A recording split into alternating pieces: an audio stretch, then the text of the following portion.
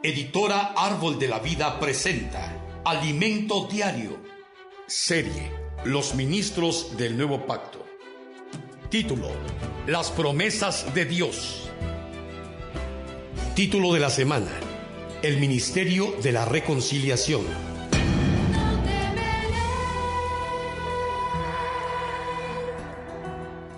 Jueves: la visión del tabernáculo, el lugar santísimo. Leer con oración. Nadie puede llamar a Jesús Señor sino por el Espíritu Santo. 1 Corintios 12:3. El lugar santísimo representa a nuestro espíritu. De acuerdo con la figura de la página 24, vemos que hay 4 columnas que forman 3 entradas. Cuando se realizaba la expiación, el sumo sacerdote tenía una entrada por el lado derecho, el izquierdo y el centro. Sobre las columnas estaba colgado el velo. Ese velo tenía querubines bordados que representan la gloria de Dios. Ezequiel 10, 18, 19. Por ser un lugar tan santo, solo el sumo sacerdote podía entrar una vez al año. Levítico 16, 2, Hebreos 9, 25. De lo contrario, quien estaba era fulminado. Podemos ver cuán serio es el asunto de la santidad de Dios en la experiencia de David, cuando trasladó el arca del pacto sobre un carro que era tirado por bueyes. 2 de Samuel 6, del 1 al 9.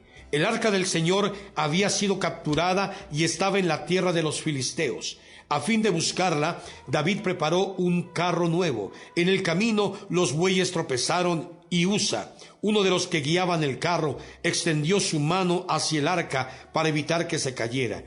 Pese a ello, la ira del Señor se encendió contra Usa y lo hirió por aquella temeridad, de manera que murió junto al arca. Por ser santísima, nadie podía tocarla. Sobre el arca del pacto, que era de madera de acacia, revestida de oro, había una tapa llamada propiciatorio. Sobre ella había 2 querubines, uno al frente del otro, cuyas extremidades de sus alas se tocaban. Éxodo 25, del 21 al 22. Si una persona cualquiera entraba al lugar santísimo, era fulminada por los querubines, conforme a lo que hablamos. Solo el sumo sacerdote podía entrar una vez al año para hacer expiación de los pecados del pueblo. Debía estar debidamente vestido con su túnica sacerdotal, y en el borde de sus vestiduras eran puestas campanillas que, mientras sonaban, demostraban a los que estaban afuera que el sumo sacerdote estaba vivo en el lugar santísimo. 28 del 33 al 35. Tal era el rigor para aquellos que entraban al lugar santísimo. No obstante, Moisés podía entrar allí en cualquier momento. 25-22. Según vimos, el altar del incienso pertenecía al lugar santo cuando fue construido en la época de Moisés. Sin embargo, en el capítulo 9 de Hebreos vemos una narración diferente. Ahora bien, aunque el primer pacto tenía ordenanza de culto y un santuario terrenal, porque el tabernáculo estaba dispuesto así, en la primera parte, llamado el lugar santo, entraban el candelabro, la mesa y los panes de la proposición. Tras el segundo velo estaba la parte del tabernáculo, llamado el lugar santísimo, el cual tenía un incensario de oro y el arca del pacto, cubierta de oro por todas partes, en la que estaba una urna de oro que contenía el maná, la vara de Aarón que reverdeció y las tablas del pacto. Versículo del 1 al 4. En estos versículos observamos que en el altar de oro para el incienso está localizado en el lugar santísimo. La explicación sobre eso es descrita en los versículos a continuación. He aquí, el velo del templo se rasgó en 2, de arriba abajo, y la tierra tembló, y las rocas se partieron. Mateo 25, 51. El velo era lo que separaba el lugar santo del lugar santísimo.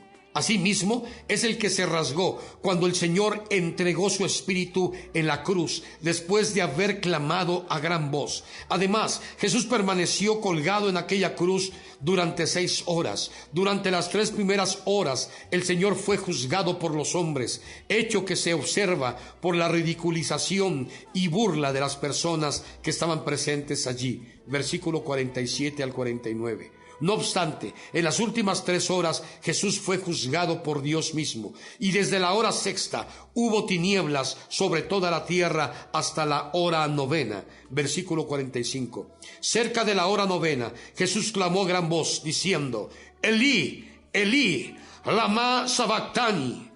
Esto es: Dios mío, ¿por qué me has desamparado? Versículo 46.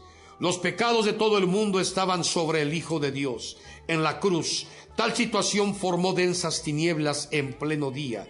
Al mediodía, en el momento en que el sol estaba en su máxima fuerza, Dios abandonó a su Hijo, porque en ese preciso momento Él nos representaba a todos nosotros, los pecadores.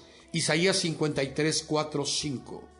Ningún sufrimiento por el cual Jesús pasó se comparaba al hecho de haber sido abandonado por el Padre. Su mayor dolor provenía de la falta del Padre. Cuando profundizamos en ese asunto, no podemos quedarnos insensibles y sin que nuestros ojos se llenen de lágrimas. Así como el Hijo tenía en muy alta estima la presencia del Padre, nosotros también debemos tener ese mismo sentir y jamás salir de su presencia. Sin la presencia de Dios, nada somos.